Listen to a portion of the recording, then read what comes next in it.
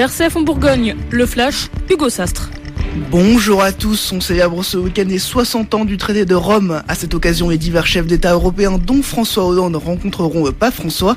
Ce sera la troisième rencontre entre le président Hollande et le pape, la dernière datant de août dernier. La rencontre sera à 18h dans le palais apostolique. Nicolas Hulot et 80 organisations non gouvernementales lancent un appel des solidarités. L'objectif de ce mouvement est de pousser les politiques à faire de la solidarité la pierre angulaire de leurs actions. La priorité de ce mouvement est la lutte contre les inégalités, la fraude, l'évasion fiscale, l'impunité des banques, des politiques ou des multinationales. Areva va recruter 220 postes en Saône-et-Loire. C'est Sébastien Martin, le président du Grand Chalon, qui l'a annoncé. L'essentiel des recrutements devrait avoir lieu sur les sites de Chalon-sur-Saône et de Saint-Marcel. Ces recrutements se font alors que le site du Creusot fonctionnait au ralenti depuis 2015 en raison d'anomalies. L'activité doit reprendre normalement au mois de juin.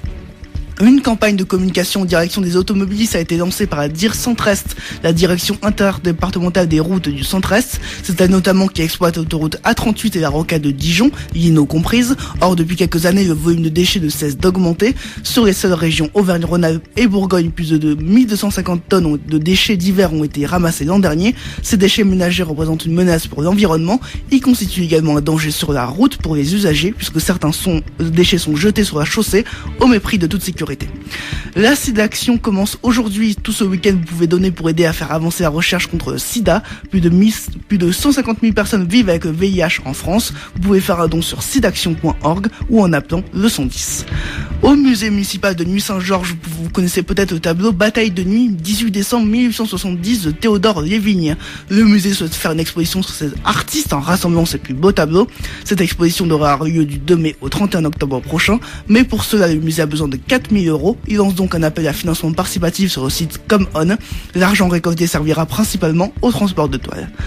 Emmanuel Bichot renonce finalement à se présenter aux élections législatives. Il était au départ candidat aux élections dans la première circonscription de Dijon. Il reste cependant conseiller municipal républicain au sein du conseil municipal de Dijon. En Côte d'Or, la commune de Clénay lance une complémentaire santé pour ses habitants à un prix avantageux, lancée en collaboration avec un assureur. Cette complémentaire santé est dédiée à tous les habitants de la commune. Elle est avantageuse surtout pour les plus de 55 ans et pour les travailleurs non salariés. Un courrier sera envoyé dans les prochains jours aux habitants pour expliquer les avantages de cette complémentaire santé. La loi sur la santé d'Obama n'est pas encore abrogée par Donald Trump. Hier, faute d'accord trouvé par les républicains, le vote sur la loi a été reporté. L'aile droite des républicains estime en effet que les modifications apportées ne sont pas suffisantes. En France, l'INSEE a annoncé aujourd'hui que le déficit public représente 3,4% du produit intérieur brut, un chiffre légèrement en hausse par rapport à celui espéré par le gouvernement.